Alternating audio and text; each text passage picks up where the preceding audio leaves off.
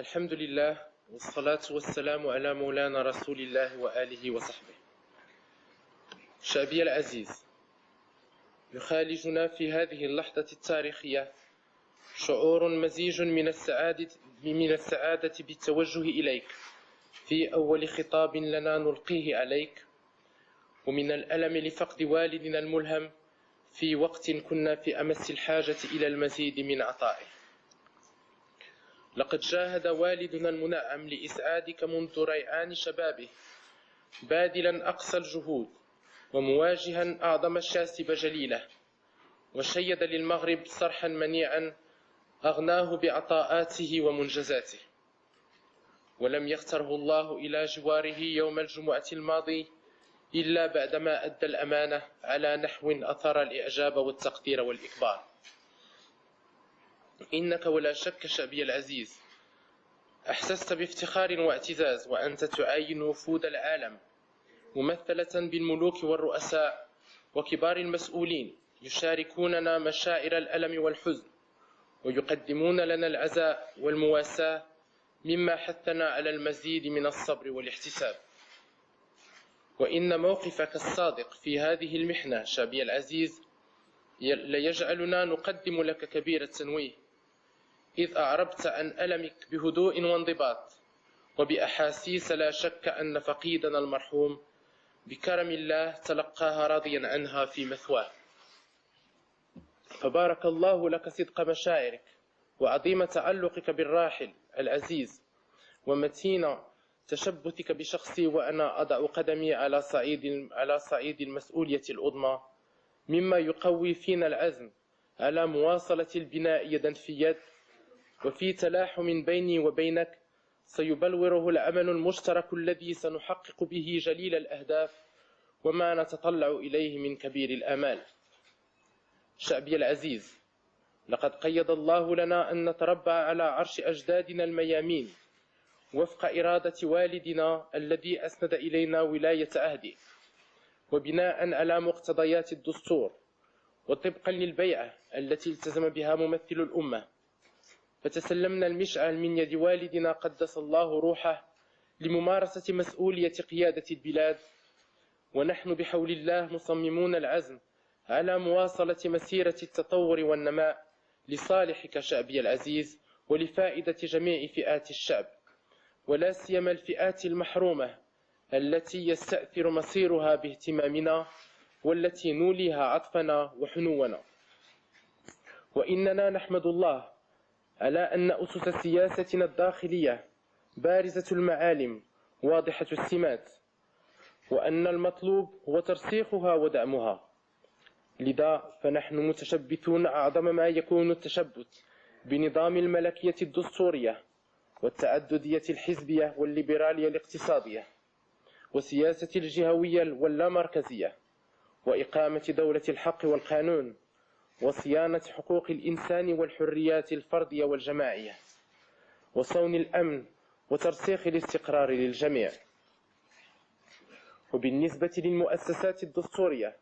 فإننا سنقوم بدور الموجه المرشد والناصح الأمين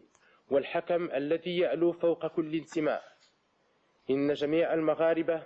بالنسبة إلينا إخوة من رحم واحدة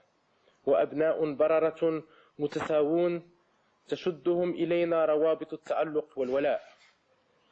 وسنظل نسند جهود حكومة جلالة الملك الراحل الذي جعل منها حكومة التناوب تطبيقا للنهج الديمقراطي في التداول على السلطة، وأناط مسؤولية وزيرها الأول بالسيد عبد الرحمن اليوسفي الذي توسم فيه جلالته حسن التوفيق، والذي سيلقى منا كل سنة. نجدد التزامنا بإكمال وحدتنا الترابية التي تشكل فيها قضية أقاليمنا الصحراوية القضية الوطنية المركزية، ونحن نتطلع إلى إتمام الاستفتاء التأكيدي الذي ترعاه وتقوم على إجرائه منظمة الأمم المتحدة، وهو الاستفتاء الذي لم يفتأ خصوم وحدتنا الترابية يأملون على إفشاله ويضعون العراقيل دون تحقيقه. إننا نطمح إلى أن يسير المغرب في عهدنا قدما على طريق التطور والحداثة، وينغمر في خضم الألفية الثالثة مسلحا بنظرة تتطلع لآفاق المستقبل في تعايش مع الغير وتفاهم مع الآخر، محافظا على خصوصيته وهويته دون انكماش على الذات، في كنف أصالة متجددة وفي ظل معاصرة ملتزمة بقيمنا المقدسة. شعبي العزيز، تشغل قضية التعليم حيزا كبيرا من اهتماماتنا الآنية والمستقبلية، لما تكتسيه من أهمية قصوى، ولما لها من أثر في تكوين الأجيال وإعدادها لخوض غمار الحياة والمساهمة في بناء الوطن بكفاءة واقتدار وبروح التفاني والإخلاص والتطلع إلى القرن 21 بممكنات العصر العلمية ومستجداته التقنية وما تفتحه من آفاق عريضة للاندماج في العالمية. واعتناء من والدنا المكرم بهذه القضية، فقد كان أين لجنة وطنية خاصة عملت تحت رعايته السامية مستنيرة بالتوجيهات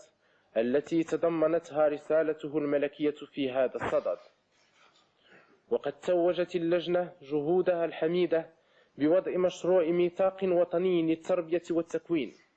كانت تتأهب لعرضه على أنظار والدنا المقدس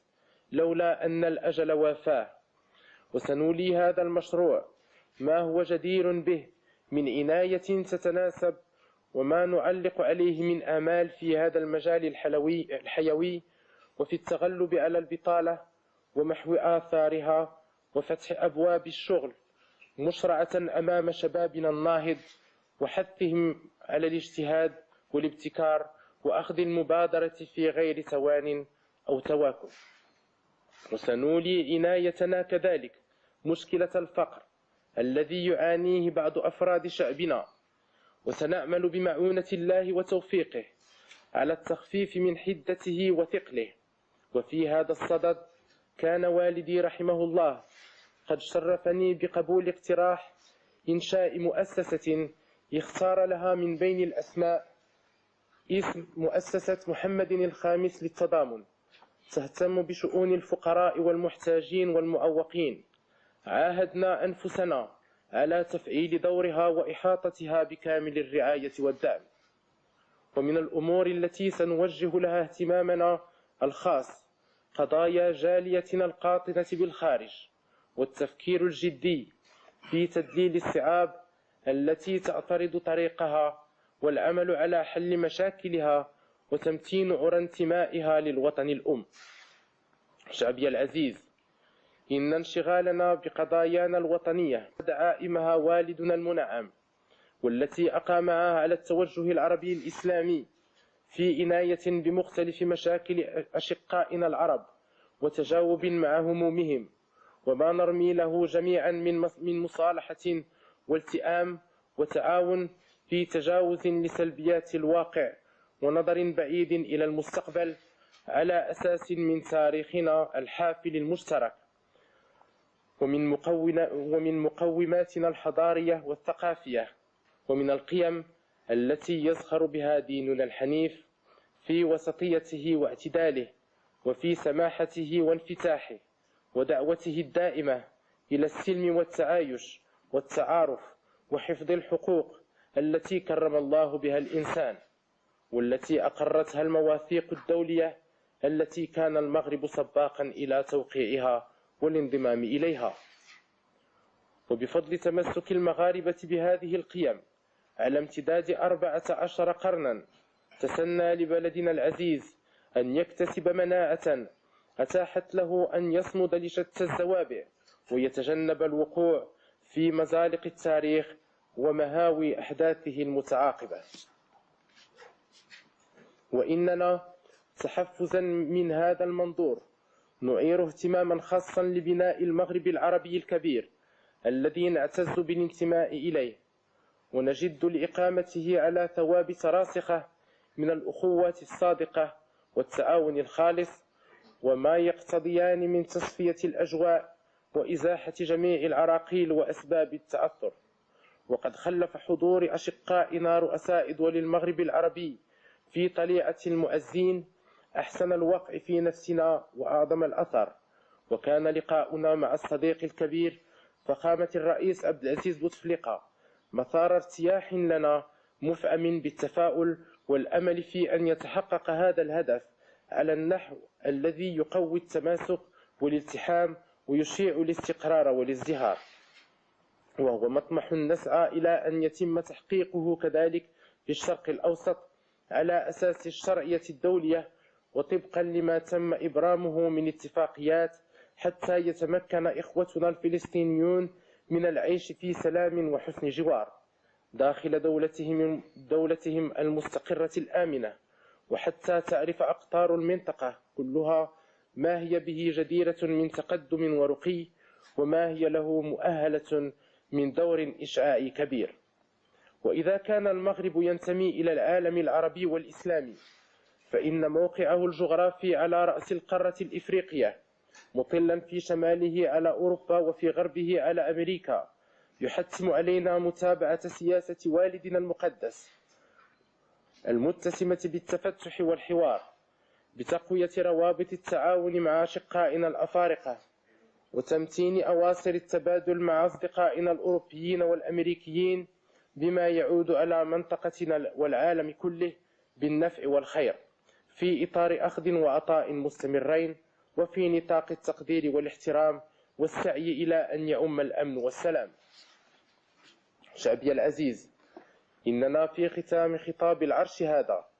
نود أن أؤكد مدى الأواصر العميقة التي تربطنا بك، متجلية في تشبثك بأهداب عرشنا وتأويه، وأن نحثك على بذل المزيد من الجهود في حرص على الوحدة والإجماع وتمسك بالمقومات ونظر بعيد إلى المستقبل. إننا إن سرنا على هذا النهج حققنا ما نطمح إليه لبلدنا العزيز، ووفقنا إلى ما يرضي روح والدنا المكرم، وهو إلى جوار ربه مع المنعمين، ويجعله في دار البقاء مطمئنا على شعبه الذي أحبه وتفانى في خدمته، وعلمنا أن نكون مثله في هذا التفاني والحب. تغمده الله بواسع رحمته، وأجزل له وافر رضوانه ومغفرته، وجزاه عما قدم لدينه ووطنه وأمته. فلنعمل يدا في يد لإنجاز ما نتطلع إليه من آمال، وتحقيق ما ينتظرنا من جليل الأعمال، متوكلين عليه سبحانه، فهو نعم المولى ونعم الوكيل، ومن يتوكل على الله فهو حسبه. صدق الله العظيم، والسلام عليكم ورحمة الله تعالى وبركاته.